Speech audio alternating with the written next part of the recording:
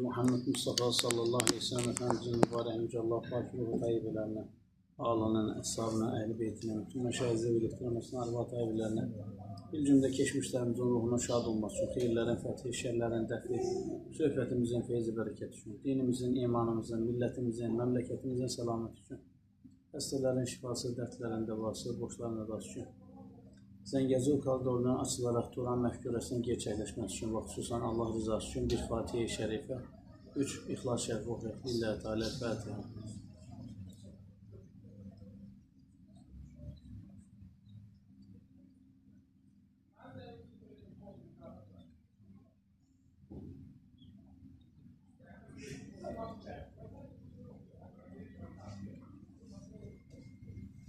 Arkadaşlar bir dərli topluq oturaq, dağınıq oturmayaq.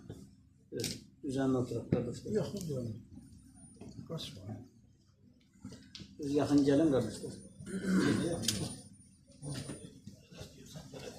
Kənardakilər deyirəm, arxadakilər.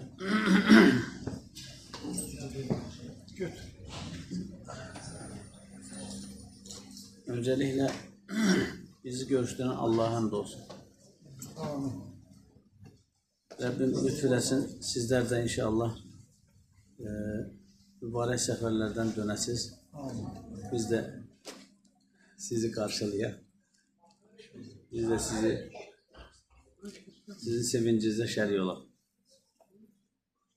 Çox gözəl bir kitaba başlamışdıq, xatırlayırsınız. Quran və sünnət iqlimindən cahana əks edən ən gözəl miras deyə Osman hocamızın kitabı. Qaldığımız yerdən davam edək. Ətinə işlər deyə bir başlıq atmışdı hocamız. Kim Qur'anı kiçik yaşlarda öyrənərsə, Qur'an onun ətinə və qanına işləyər. Yəni, Qur'anın feyzi ilə nurlanır. Hədis şərif. Yəni, kiçik yaşlarda ikən, belə balaca ikən Qur'anı öyrənərsə, Qur'an onun ətinə, qanına işləyər deyir. Günümüzdə də ana-atalar fəryad edirlər. Övladlarımız əldən gedir deyə şikayət edirlər. Onlara bu acı həqiqət cavab olur. Övladına nə verdin, ondan nə gözləyirsin? Ona halal loğma yedirdinmi? Ona Qur'an mədəniyyəti verdinmi? Qur'an təhsilini ala bilməsi üçün övladını göndərəcəyin məktəbləri gözəl bir ehtimam ilə seçdinmi? Ailənə namazı öyrətdin və əmr etdinmi? Namaza qalxdın və qaldırdınmı? Xülasa onlara İslam xarakter və şəxsiyyətini miras buraxmaq üçün nə etdin? Yəni, ağac yaşkən əyilir. Bugün vəzdə söylədiyim cümlə.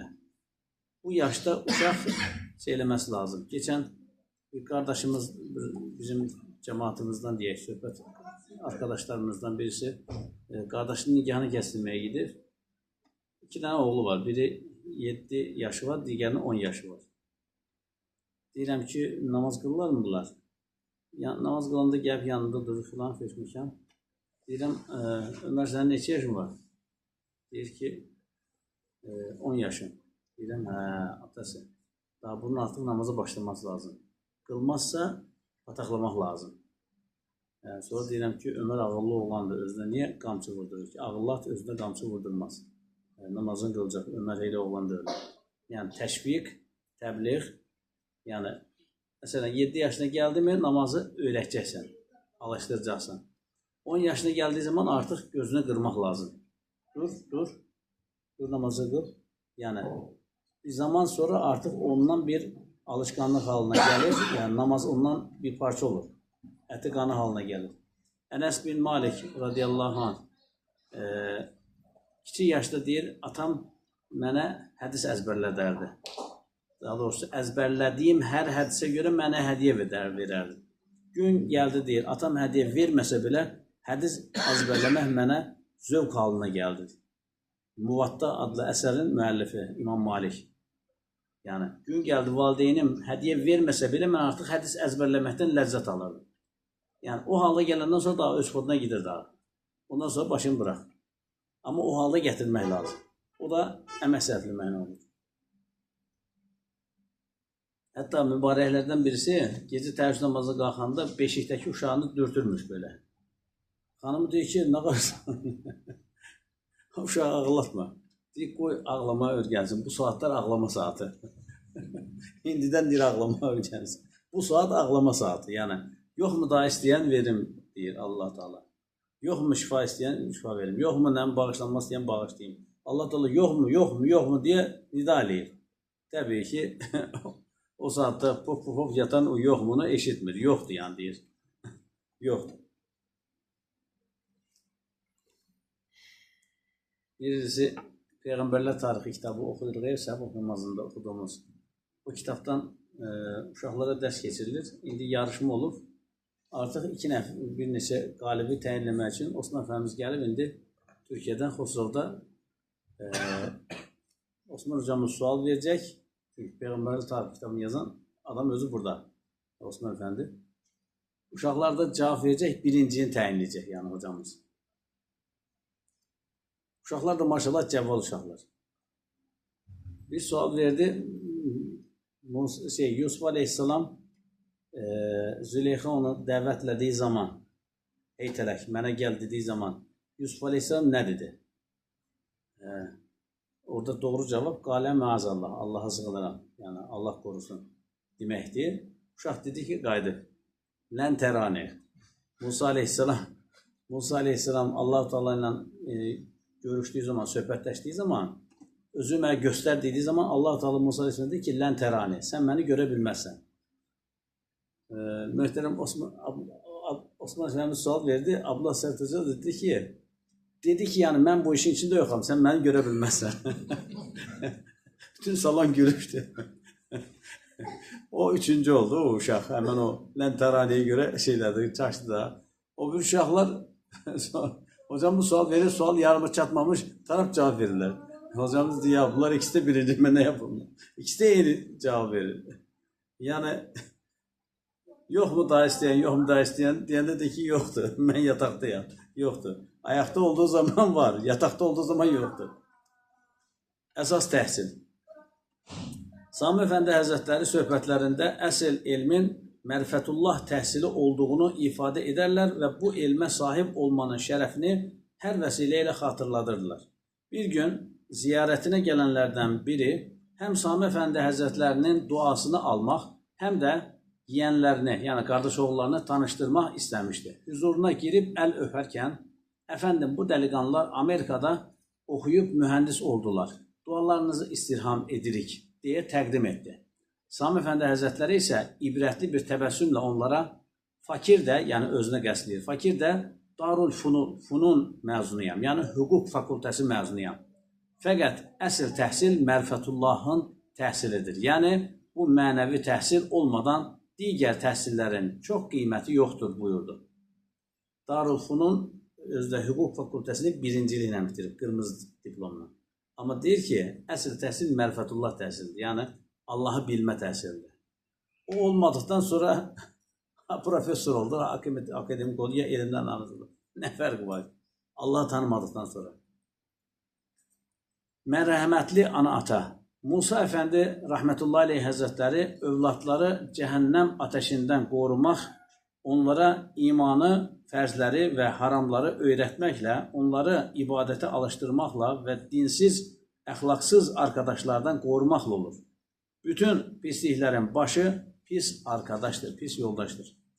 Övladına Allah-u Teala'nı və Peyğəmbər Əfəndimizi öyrətməyən, sevdirməyən ana və atalar onun həm dünya, həm də axirət qatili sayılır. Məşhur hədisdir, o 99 nəfər adam öldürüb, sonra sual verib 100-cü adamı öldürən adam salih kimsədən soruşanda ki, tövbə eləsəm tövbəmi qəbul edirəm, əlbəttə qəbul edir. Amma sən hardansan? Bir filan yerdən deyir, oradan hicrət olan insanlar günahkar insanlardır. Yəni pis arkadaşdan qaçmaq lazım, kənarlaşmaq lazım. Evladı da pis arkadaşdan vaxtında uzaqlaşdırmaq lazım. Artıq ondan kanka olandan sonra bir çətin olur. Yəni, pis arkadaşdan yoldaşı, tələbəni, evladı qorumaq lazım. Övladına dinini öyrətməyən ana-atalar dünyanın ən mərhəmətsiz insanlarıdır. Ana-ata mərhəmətli isələr, övladlarını sevirlərsə, əvvəlcə dinlərini öyrədərlər. Sonra da dünya ilə əlaqəli elmləri. Dinlərini öyrətməyən, ehmal edib dünyada yalnız pul qazanılacaq bilgiləri öyrədərlərsə, mərhəmətsizlərin ən mərhəmətsizləri olduqları meydana çıxar. Dini tərbiyə verməyən övlad yetişdirmək, sobada yandırmaq üçün ağac yetişdirmək kimidir. Ağacı əkirsən, meyvə vermədiyi zaman nə ararlar? Deyirlər, bu cır çıxdı. Kəsirlər, gövdəsini sobaya odun, çırpı hissəsində təndirə çırpılırlar. Allah qorusun. Yəni, evladı yetişdirib onun cəmiyyətə faydalı olmayacaq, dini imanı olmadığı zaman o şəkildə yetişərsə nə olur? Cəhənnəmin odun olur. Allah qorusun. Nəbatat filiz halında ikən şəkil vermək asan olur. Yəni, ağac hələ balaca ikən ona şəkil vermək asan olur. Böyüdüyündə sərtləşir, əyilməz, bükülməz olur. Yəni, İslami tərbiyəsi ehmal edildiyi üçün iş çətinləşmiş olur. Görürsən, bəzi ağaçları, bitkiləri belə şüşəyə doluyurlar. O ağac sonra görürsən ki, o qıvrım-qıvrım olur. Və yaxud da tompal-tompal belə şey eləyirlər, biçirlər, şəkil verirlər. Yəni, yaş ikən ağac əyilir. Balaca ikən bunları alışdırmaq, öyrəşdirmək asandır. Biraz yaşa doldursan, yetkin yaş çatdırsan sonra nəfis müdaxiləyəndən sonra, ondan sonra başqa sevdalar girir ortaya. Ondan sonra da evlat gedir, artıq sən də. Kimisi futbolçunu sevir, kimisi artisti sevir, kimisi müğənnini sevir, artıq sən də. Onun kimi saç düzümü saxlayır, onun kimi geyinir, rajokla geyinlər şalvarlardan. Oldu uşaq daha sən də getdi. Sahib olursan, toplumlar nəsillər halında həyatiyyətlərini davam etdirirlər. Bir toplumun, cəmiyyətin yaşatdığı mənəvi qiymətlərin davam edə bilməsi üçün sanki bir bayraq yarışı halında o xüsusiyyətlərin yeni nəsillər tərəfindən dərruhda edilməsi lazımdır. Əksi halda bioloji olaraq nəsil davam etsə də o qiymətlər sahibsiz qalır və yox olur. Şair bu həqiqəti nə gözəl ifadə etmişdir. Sahibsiz olan məmləkətin batması haqdır, sən sahib olursan bu vətən batmayacaqdır. Yəni, sahib olarsansa bu vətən batmayacaq. Evlada sahib olursansa nə gözəl, sahib olmasan batıb gedir. Görürük ki, universitetə giriş imtahanlarında bəzi ana-atalar da övladları ilə bərabər gəlirlər. Saatlarca orada qapıda gözləyirlər. Övladlarının həyəcanı ilə görəsən edə biləcəkmi, yaza biləcəkmi, qazana biləcəkmi deyə dərdlənirlər, talaşlanırlar. Bəzən övladlarından daha çox həyəcanlanırlar. Övladımız hansı universitetə yerləşəcək deyə maraqlanırlar. Eyni ana-atalar övladlarının axirətdə haraya yerləşəcəyi xüsusunda əndişələnirlərmi? Fani üçün əlaqəmiz nə qədər, əbədi olan, baki olan həyatımız üçün dərdlənişimiz nə qədər? Yəni, biz axirətə nə qədər inanırıq, nə qədər inanmırıq, yəni axirət bizim gündəmimizdə nə qədər onu bir baxaq. Evladımızın hazırlıq kursuna, orasına, burasına xərcladığımız pulu axirətini qazanması üçün xərcləyirik mi? Yəni, əgər axirətə inanırıqsa xərcləyirik. Xərclamırıqsa o zaman ən aşağısı, ən yüngülü bunun adı qəflətdir. Ən yüngülü.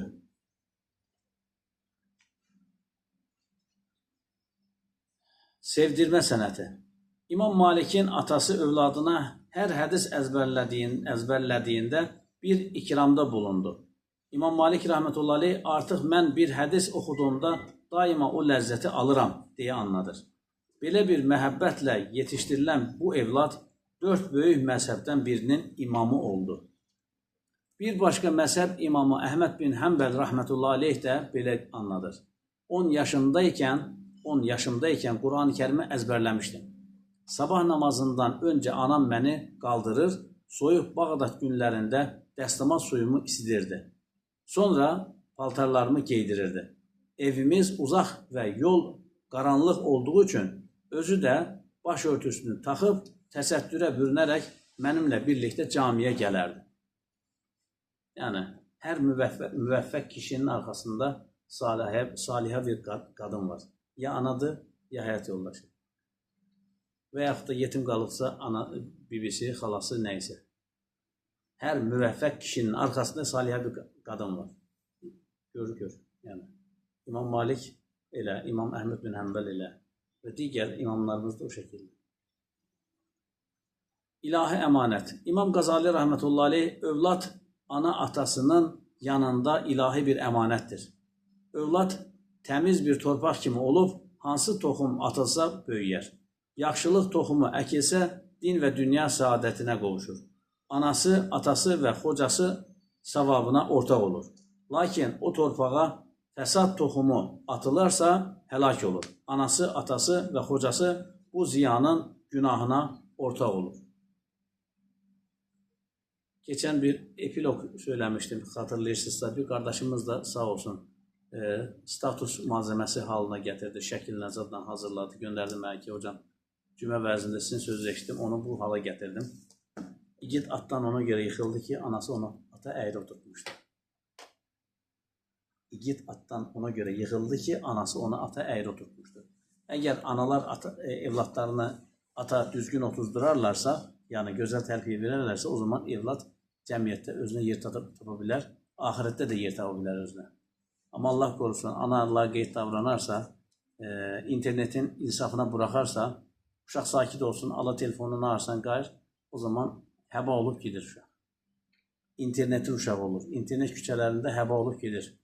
Ona görə aman, uşaqları telefondan uzaq tutaq. Uşaqları evdə ekrandan uzaq tutaq. Üç kimsənin əməl dəftəri bağlanmır, onlardan bir dənəsi də özündən sonra özünə xeyir dua edən evlad buraxan kimsənin əməl dəftəri bağlanmır.